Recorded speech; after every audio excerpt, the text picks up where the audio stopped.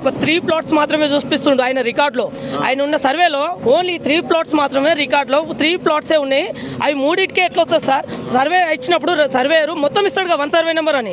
మరి revenue department కళ్ళు మూసుకుందా, మరి ఈ డిపార్ట్మెంట్ కళ్ళు మూసుకుందా, లేకపోతే లోకల్ లీడర్లు కళ్ళు మూసుకున్నారు? రికార్డు ఎట్లా వచ్చింది? 3 ప్లాట్ల వరకు ఎట్లా రికార్డు వచ్చింది? ఇప్పుడు ఇన్ని సంవత్సరాలు గత ప్రభుత్వంలో రికార్డు ఇప్పుడు ఎట్లా వచ్చింది? అంటే ఎంత కావాల్సుకొని చేస్తున్న కుట్రపూరితమైన ఈ కాంగ్రెస్ నాయకుల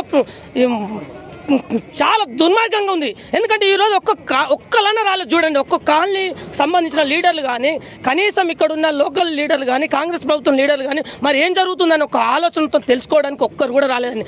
అదే వాళ్ళ ఇంట్లో జరిగితే రారా? వాళ్ళ ఇంట్లోకి వెళ్తే రారా? వాళ్ళ కాలనీకి వెళ్తే రారా? ఇది అది కాదా? పాపం 2 ఎకరాలు ఉంటే అమ్ముకొని వచ్చి ఇది కట్టుకుంటుంది సార్. కాంగ్రెస్ ప్రభుత్వమే 100% సార్, 100%. ఇంకోటి, కాంగ్రెస్ ప్రభుత్వంలో హైడ్రా కంటే ముందు పర్మిషన్లు ఉంటే వాటిని టచ్ చేయొద్దని హైకోర్టు డిక్లేర్ చేసింది. సో ఎట్లా ఏ రకంగా వచ్చి ఇప్పుడు కూలగొడతారండి? నేనేమంటారు అంటే ఇవ్వలేదండి, నోటీసులు ఇవ్వలేదండి. 100% నోటీసులు ఇవ్వలేదు. నిన్న 4 o'clock వచ్చారండి, కాల్ చేయాలని చెప్పారు అంతే. నిన్న సాయంత్రం వర్షం పడుతుంది సార్, అప్పటికి వాళ్ళు వెళ్ళిపోయారు. ఆ మేడం అన్నది మీకు ఇక్కడ దాకా 1 సర్వే నెంబర్ ఏం రాదండి, సగమే వస్తా అనుకుంటే వెళ్ళిపోయింది. ఇప్పటివరకు రెవెన్యూ డిపార్ట్మెంట్ ఇక్కడ ఒక్కరు కూడా లేరండి.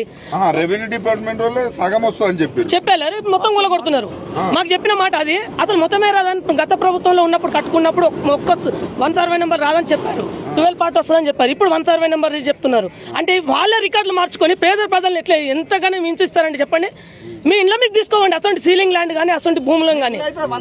ఇది పేద ప్రజలు మీకు తీసుకోవాలి. ఎంతమంది అన్యాయం చేస్తారండి? నేను ఒక్కటే మాట చెప్తున్నా, ఈ రేవంత్ రెడ్డి ప్రభుత్వం, హైదరాబాద్ ప్రభుత్వం మంచిది కాదు. మా పరిస్థితి ఎంత సార్?